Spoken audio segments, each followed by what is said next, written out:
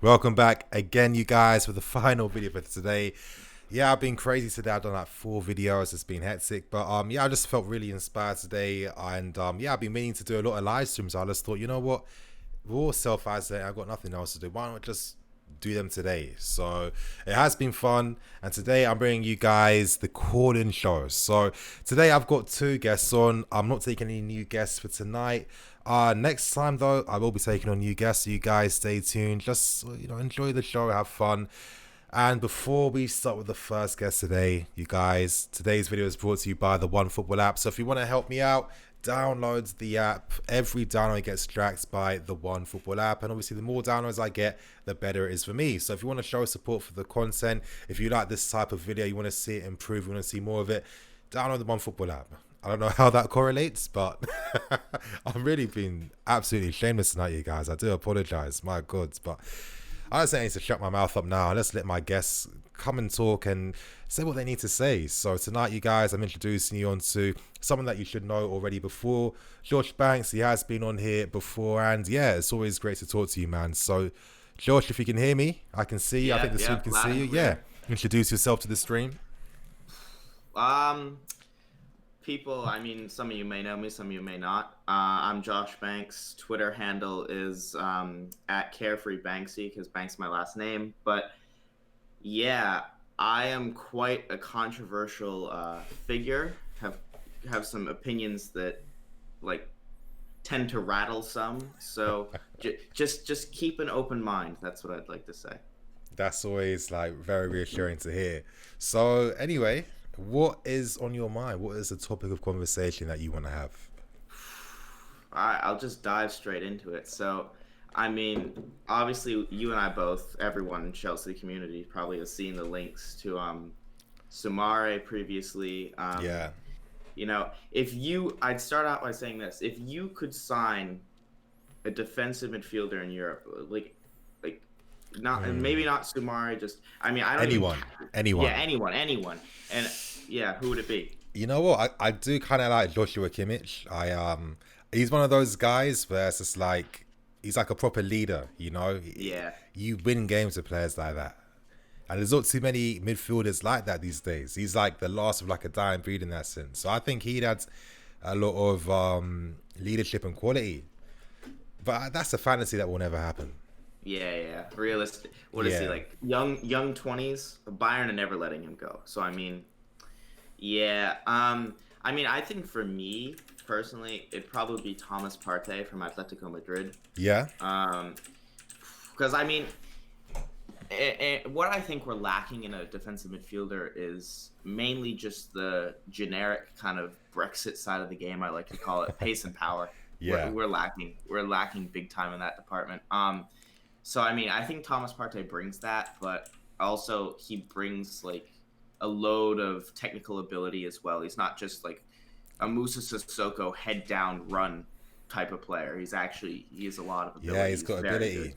The funny thing about Thomas Partey is that you guys know that I like Aletia like my second team. So I've been watching him progress as he first started to make his name in the first team, and he didn't really get his opportunity until he was like what I think like early 20s. So like his progression to become what he is. I don't know. It's interesting because if anyone back then would say that Thomas Partey was going to be, like one of the best DMs that everyone wants, I don't think anyone would have believed you back then. So it goes back to what I always say all the time, that anytime we look at young players, like we got to realize how we're seeing them now doesn't mean they're going to be the same player next year, 2 years, or 3 years later. You know what I mean? So the only reason why I'm saying that is because I think the player that you mentioned earlier, Sumari, I think he would be the best option to get. I think this Yeah. guy could be a special player. Yeah, I mean, I agree with Sumari. I mean, I don't necessarily think he is a defensive midfielder by trade now. I think he plays more as a box-to-box for Lille.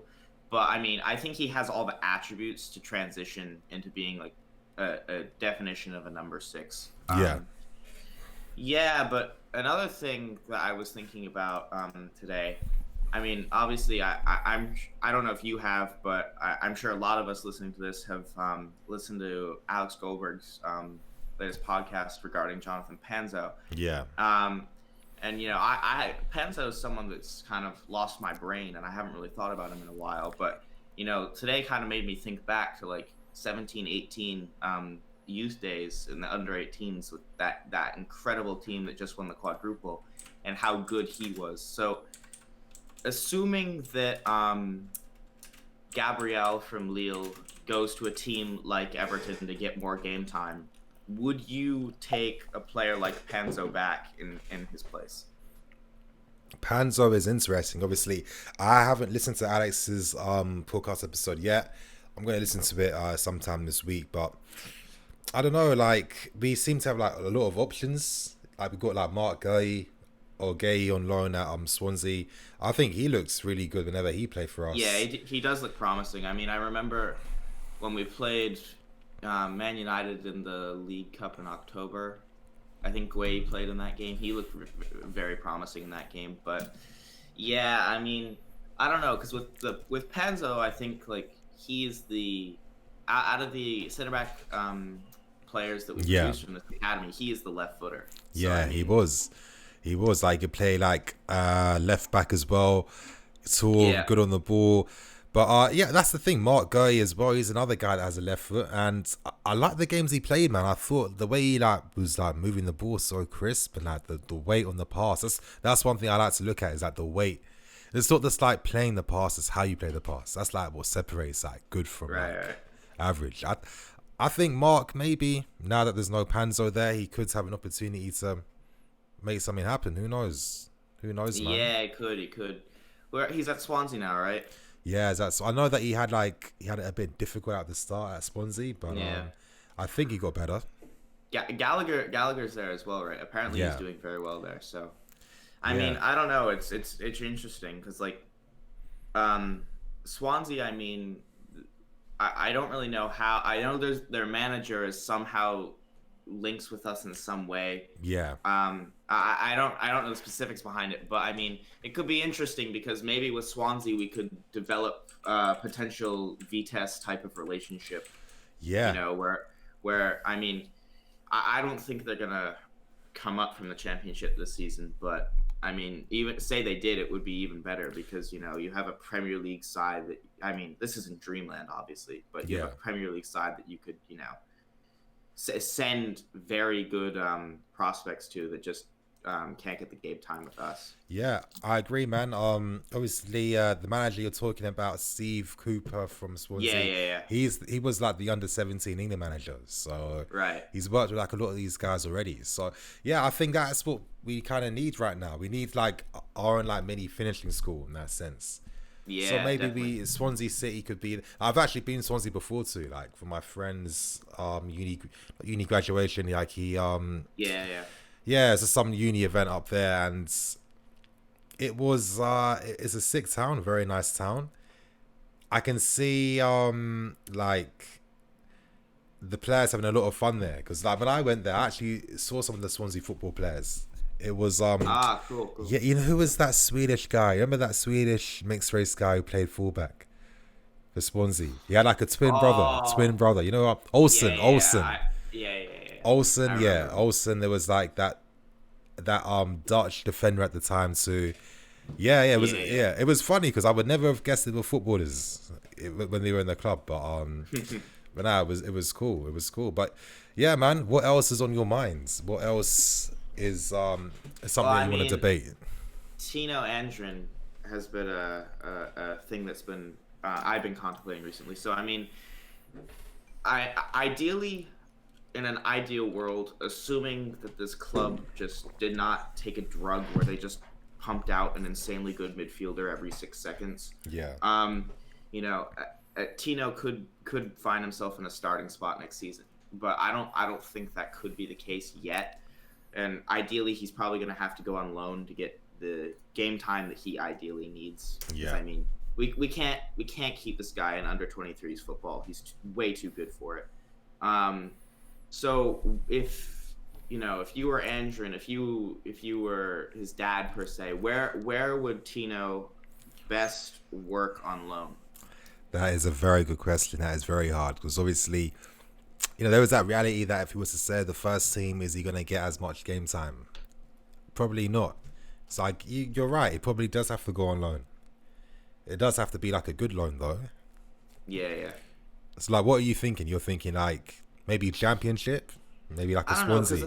the thing is, I mean, could do a Swansea, but the thing is, I view Tino as such an elite talent that I think, do we really want to like?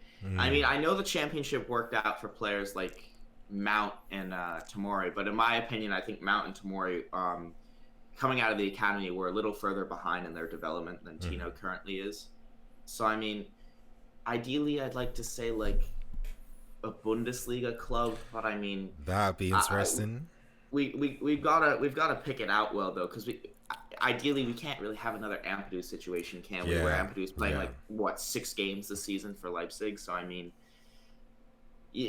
there's got to be some sort of guarantee in the contract that he yeah. plays like a certain amount of Yeah, games. like But there normally is, but I think if for Tino, I think maybe your first loan, like the quality. I mean, it's still important, but it's not like the overriding factor because it's mainly your first loan year is about like your education, it's about like yeah, what you're learning and stuff.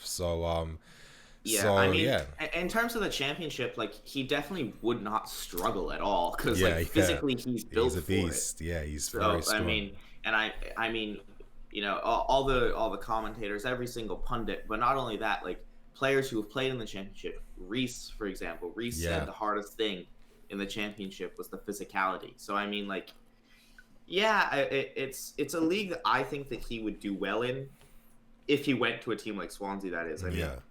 if he's going to a team like close to the relegation zone that's just going to be playing like relegation That's not hoofball. helping nothing. Yeah, Yeah, exactly. Scrap that. But it really it depends on where he ends up. I mean, I wouldn't be opposed if he ended up in Liga for a French team because I mean we'd have to see how it goes. But yeah, I think those are probably the three best options for him at this time. yeah. I think so too. I think Andrew's going to be one of those players that maybe by the time he's like what 21, that's been like his like potential like pathway into the first team might be like open or more like clear, more defined during that time. Who knows? Who knows? Yeah, But yeah, man, Josh, obviously, bro, thanks a lot for coming on. yeah, Obviously, no problem. really appreciate it a lot, man. And yeah, any final words, any final plugs? Not just final plugs. I mean, everyone, if you have a Twitter account, go follow SW6 Daily on Twitter. The admin Dami is one of my very good friends, and he's been putting in a lot of work recently. So even if you don't agree with the articles, you should still read them because it offers different perspective. I think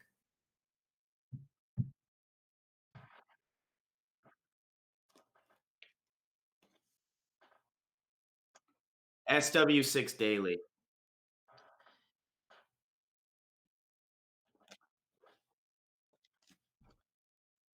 Yeah, yeah, he put it's not just him though, it's a lot of people that post their articles on there. I mean, a lot of hard work goes into it and it's not for nothing. The quality of it is pretty good, I'd say.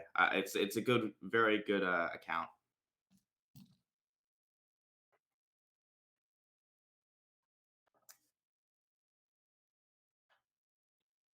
Yeah, no problem. Cool. See ya. All right. And now, you guys, move on to our final guest tonight. Apologies, I'm not taking any more callers. Next time I do this, I will be opening it for everyone. I'm gonna find the best way to do it too. So don't worry.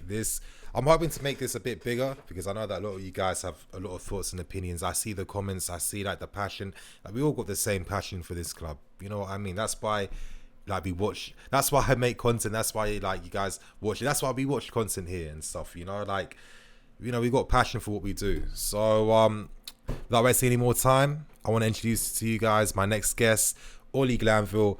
Ollie, how you doing, man? I'm good, man. How are you? Yeah, I am. I'm not too bad. I thought I'd feel a lot more tired than I am, but I'm actually not too bad. Literally no coffee or caffeine this entire day to it. I'm still That I'm still Corona going drain, yeah. good. I God forbid, I'm touching wood, bro. God forbid, man. Good lord.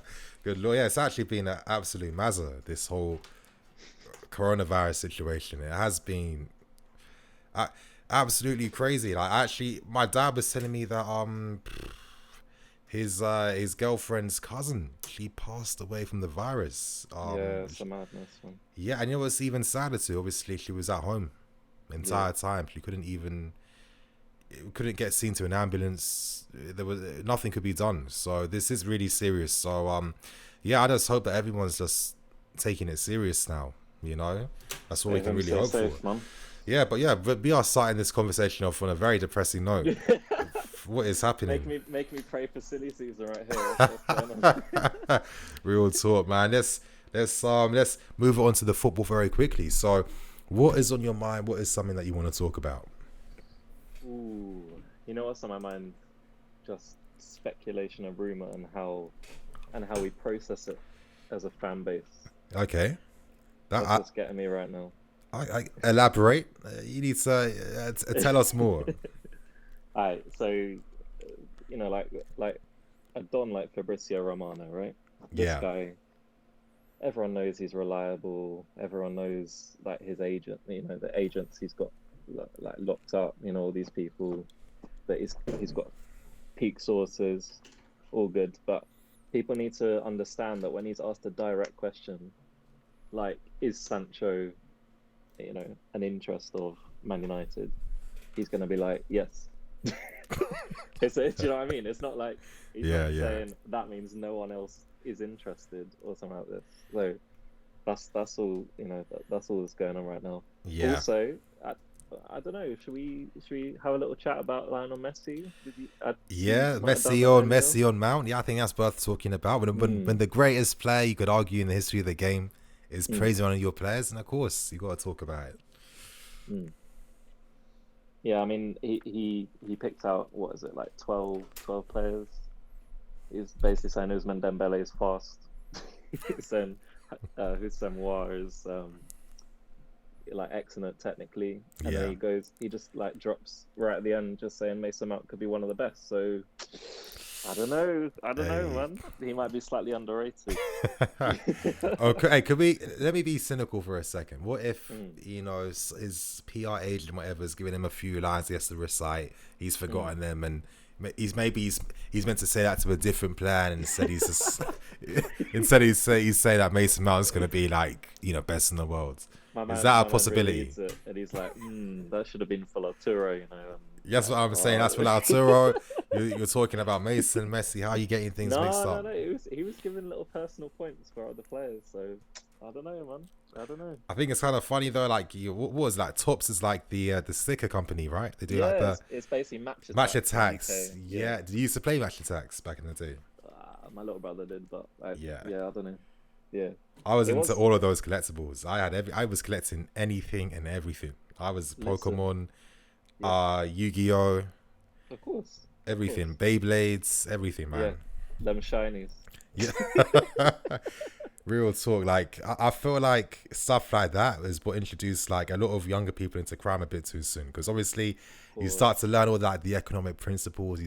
That's when greed starts to become a factor. That's when, you know, you start realizing, oh shit, I can exploit little Timmy over here, and I can get his shiny Charizard. You know what I mean? I saw a lot of tears in school. I saw a lot of pain from stuff like this. Listen, you see the market in FIFA Ultimate Team. You know where they got it from. That's what I'm saying. Real, don't even get me started on that corrupt game. But yeah, man. As you were saying, so you think that Messi was onto something, of course. And let me ask you, what do you think Messi likes about Mason's game that made him praise him in that sense? To be honest, I think it's his variety. I think a lot of people misunderstand Mason. I think people just assume that because he played one position from the off under Frank, because Frank trusts him, that's his position and he's got nothing else to offer. And you know, because like against Bayern, you know, he had a shot when he should have passed, or this sort of stuff. Like people need to understand that this is a young man. He's playing for a team that you know, he's supported since he was very young alongside Portsmouth. Yeah. They've given him a chance, and now he's broken in under his idol. And this guy, like, imagine you doing that. Like, how would you feel, and how would you react in on, like, I feel on a amazing. big stage? Of course. Listen, everyone's going to be gassed. That's Yeah. it. Like, you imagine, you know, Jorginho plays you through 1-on-1, and then you can square it to Tammy or shoot yourself. And Hey, you know, Ollie, can I you know, stop you? Can I stop you 1 second? I know I'm being course. really, really rude, but Of obviously, course. you know, I like to look at the chat as I'm talking.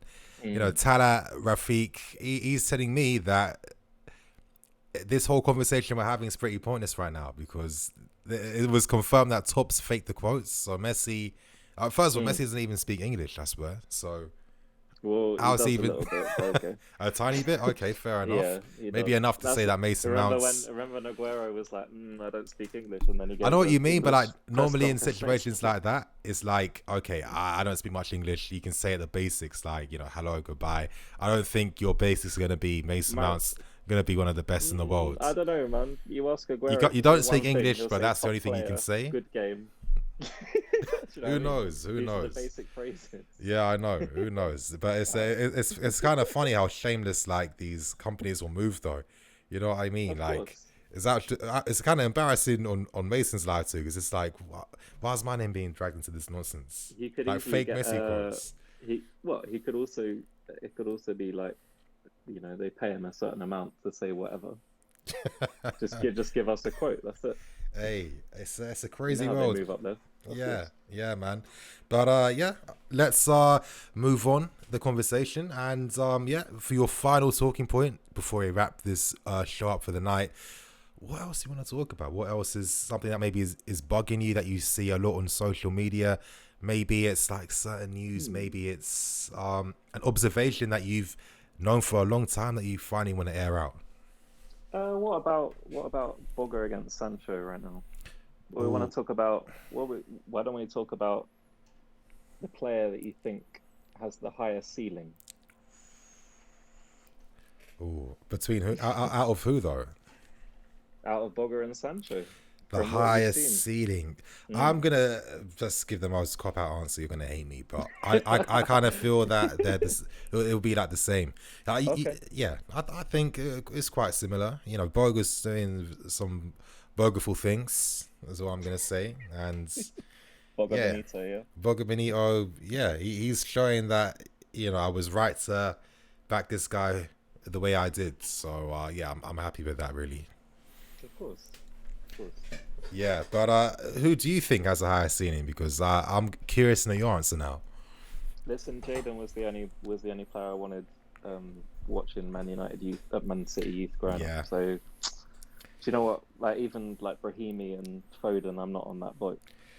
Brahimi and I was always Sancho. Like he was always been a big player, always had a big rep. It's kind of mad how Man City just, I don't know, just didn't give him an opportunity for some crazy reason. It's because they signed him from Watford, and that's why. He wasn't their boy, so. So they didn't really value him the same.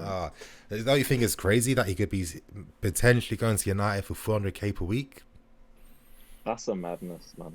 I don't even know if that's just the agent, like putting it out there, trying to put Man United on blast, like desperation. But United are like that's. I have a feeling that agents don't respect United because they know that they can get what they want. Literally. There's no negotiation at Man United's. Sanchez's agent was like, I don't know, 550. They were like, cool. It was like, sorry, what? That's what I mean. He wasn't even asking for it. That's what I'm not even asking. You're just receiving it. It's just sinking in. That's how Man United have been moving these past few years. Blank check business. That is Man United. It's actually shameful. It is. I used to actually respect Man United a lot. Like I remember, you remember back in the day when we had our Drogbas and Ballax and everyone, and we were like, always second and behind United, and you just like they used to get so much fortune like every single week. But then, over time you realize that the reason why they got fortune was because they created those moments themselves. Like I remember like a game against Blackburn when they had like, like when David Bentley was like the next big thing in Prem football. Jones, Phil Jones. For young Phil Jones. But then people thought it was a new Terry. Wow. Oh wow. How people were mistaken with that one. But yeah, that was a team back then that was it was elite. You know, they were run perfectly, tactically run amazingly too. Had one of the best managers too, and it's just like after all that success, no one learned anything. It was taken for granted, and it's like they literally learned nothing from what Sir Alex Ferguson did for 20 years. And then look at what they've become now. Like, look at the same with Wenger and Arsenal though. Like he built that base. They let him go on too long, and now it's just a husk now.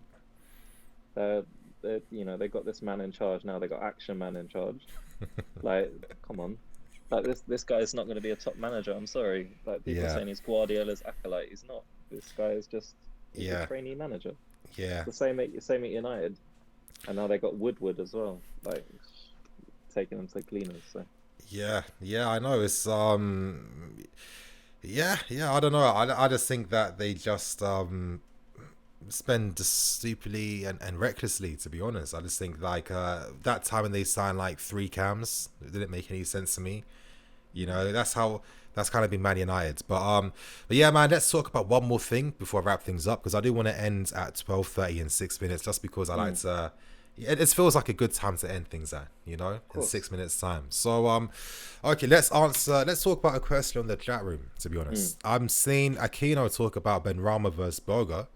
What do you think about Benrahma? How do you feel about him as a player? He's a skillful player, man. He's a decent player. Obviously, it's one of those things like we've got to talk about prioritizing key targets, and you know, if there's going to be like a madness of a negotiation with Sancho, do we really want to go for him? Yes, probably. Yeah. Do we want to value a goalkeeper? Do we have to make that value judgment? Is Kepa going to take us forward? That's a big question. Yeah. We've got to look at a left back.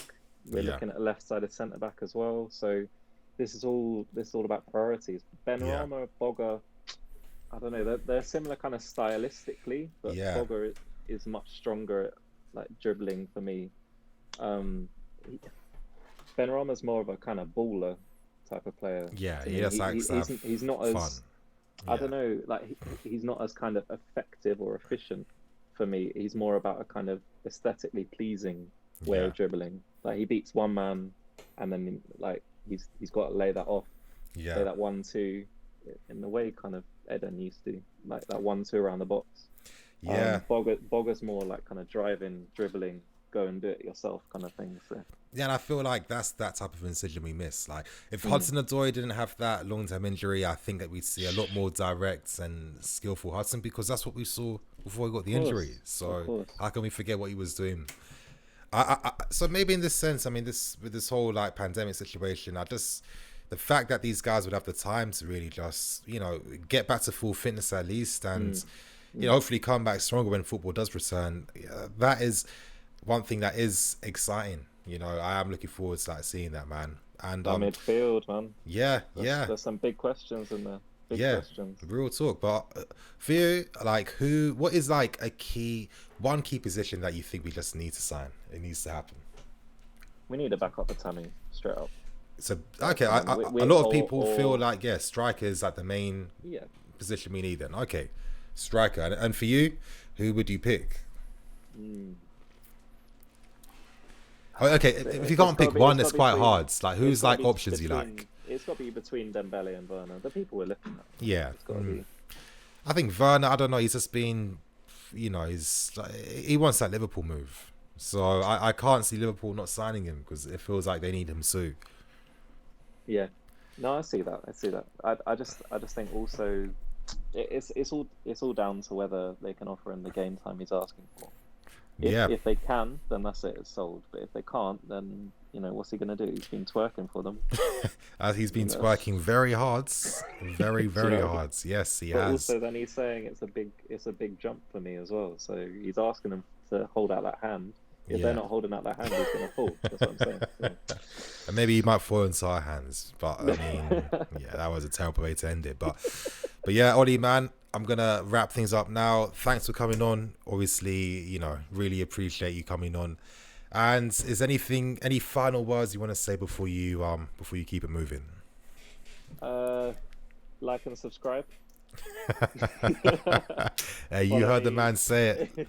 Like and subscribe, you guys. And of course, I'm going to be bringing back this show again next week. It is going to be open for you, for more people to, come on, have their say, and debate, talk about topics or whatever. So yeah, I'm looking forward to the future live streams on this channel. I do want to really take them to a next level, and let's see what happens, you guys. But on that note, thank you for today. Thank you for watching.